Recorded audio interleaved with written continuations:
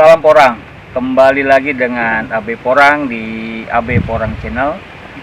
Sekarang kita ada di Pondok KRB bersama Pak Yudi, rekan kerja selaku juga partner dalam budidaya porang di wilayah Sentul, di mana sekarang kami bersama-sama melakukan monitoring pertumbuhan porang yang kita tanam dari bulan Oktober, November, Desember, dan yang terakhir Januari kemarin.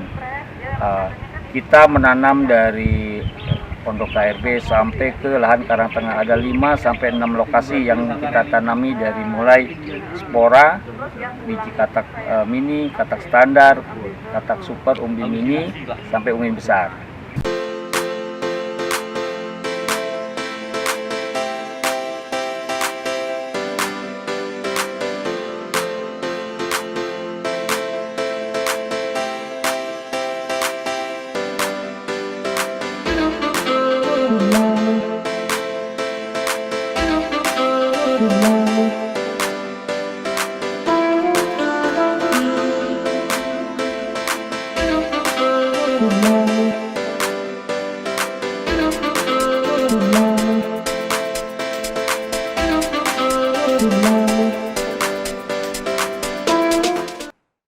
Oke, mari kita sama-sama melihat lahan-lahan yang akan kita tinjau bersama Bapak Yudi.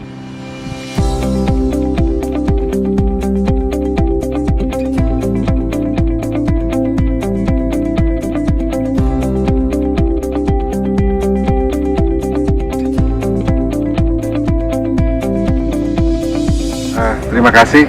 Nama saya Yudi Sutianagara Yudia. Saya mewakili rekan-rekan yang mulai mencoba untuk menanam porang di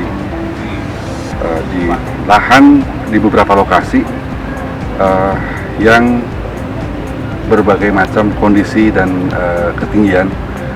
Untuk wilayah Sentul ini kami ada 5 lokasi yang bekerja sama dengan Kebula.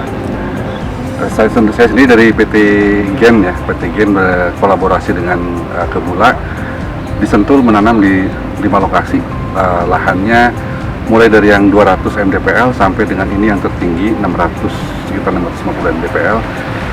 Kami menanam segala macam jenis bibit, dari mulai bibit spora. Nah ini spora, ini bibit spora, lalu katak mini, katak super, lalu juga ada umbi besar, umbi mini, kuncupan juga ada. Nah, tujuannya adalah untuk mengetahui mana yang paling efisien, yang paling menguntungkan bagi petani. Sebetulnya tidak, kalau dibilang paling nggak ada ya, tapi mungkin setiap orang punya preferensi sendiri. Ada yang mau menanam hanya 1 musim, ada yang mau 3 musim, sehingga kita bisa menyesuaikan. Kelihatannya kalau orang yang mau menanam 1 musim tidak bisa menanam katak atau spora, ya harus umbi, atau bisa umbi mini, bisa umbi besar. Tapi untuk mencapai skala ukuran produksi dari pengamatan kami, walaupun baru 1 musim, kelihatannya yang bisa mencapai ukuran 1 kilo ke atas ya kita harus tanam umbi. Kalau spora dan katak ini untuk produksi bibit nantinya jadi umbi mini. Ini kan kita tanam di sini ada sekitar beberapa ratus ribu yang dalam polybag dan beberapa puluh ribu yang di lahan. Ini pun juga kami targetnya kelihatannya untuk katak ini tidak akan mencapai ukuran 1 kilo ya. Nah, akan kita tanam lagi di musim tanam kedua. Nah, selain dengan KRB yang di Sentul, dengan KRB pun juga kami berkolaborasi nanam di Pura ya, Pura lahan dekat mana ya, berkaki Gunung Salak. Itu ketinggian 800 meter. Tapi dalam naungan. Sementara yang di Sentul ini hampir semua lahan terbuka ya, lahan terbuka yang katanya menurut informasi yang kami terima, lahan terbuka itu akan menghasilkan umbi yang lebih besar. Tetapi kami pun juga tetap mencoba di lahan yang naungan dan ketinggian yang cukup tinggi. Selain dengan KRB juga kami juga menanam di lahan-lahan yang MDPL-nya di bawah 100 meter. Di situ pun juga kami menanam di Subang, Kalijati, dan di Majalengka itu ketinggian 30 mdpl. Sama juga kita namanya spora, katak, umbi, lalu juga besar begini ya. Nah, terus di Majalengka pun juga yang ketinggian 30 mdpl, lalu juga ada yang ketinggian 600. Nanti tinggal kita lihat nih mana yang lebih baik, mana yang paling baik, dan mungkin mana yang paling cocok ya. Kan katanya ada yang bilang, saya juga lihat di YouTube, kalau untuk dataran rendah katanya tanamnya umbi, jangan katak. Terus kalau yang tinggi seperti apa? Nah ini nanti kita akan melihat betul apa tidak rekomendasi para petani yang lebih senior itu. Bukannya tidak percaya, cuman kami lebih percaya pada apa yang kami alami ya. Coba sendiri, mudah-mudahan tidak meleset. Target kami adalah kalau kita sudah bisa memproduksi umbi mini sebagai bibit dan juga umbi produksi, sehingga nanti bisa mendukung program penanaman porang berkesinambungan, sehingga para petani pun juga bisa terbantu, juga nanti lahan-lahan kami bisa dipakai sebagai bahan untuk belajar juga semua orang ya. Ini lahan yang terbuka, tidak hanya untuk kami saja, tapi semua orang yang ingin tahu ya silahkan datang ke sini untuk melihat, untuk bertukar pikiran, berdiskusi, dan sifatnya terbuka dan bebas tanpa bayaran ya. Jadi dengan harapan pertanian porang ini berkembang sehingga dapat saling mendukung.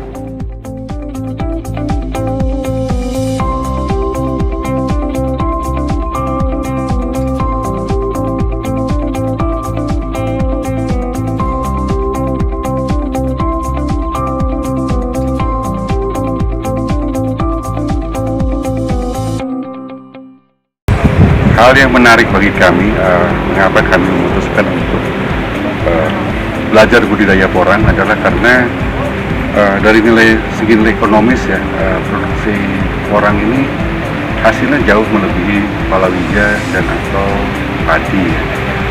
Walaupun mungkin kekurangannya adalah modal yang dibutuhkan cukup tinggi. Nah, kami rasa dengan cara kami membudidayakan seperti ini, kami dapat juga mengajak para petani untuk bekerjasama dengan KND dari segi teknik pertanian, atau juga mungkin nanti kita bisa berkolaborasi untuk mencari sumber permodalan ya, karena kalau dilihat dari rate of return-nya, dari tingkat pengembalian modal, dari tingkat hasil yang diperoleh dari menanam porang ini, itu jauh lebih tinggi dari hasil pertanian lain. Tapi saya tidak bisa bilang ini paling tinggi, tapi cukup menarik lah. Cukup menarik karena porang ini dibutuhkan tidak hanya sebagai substitusi makanan sehat, tapi juga untuk bahan baku industri. Banyak industri yang membutuhkan glukomannan sebagai bahan baku.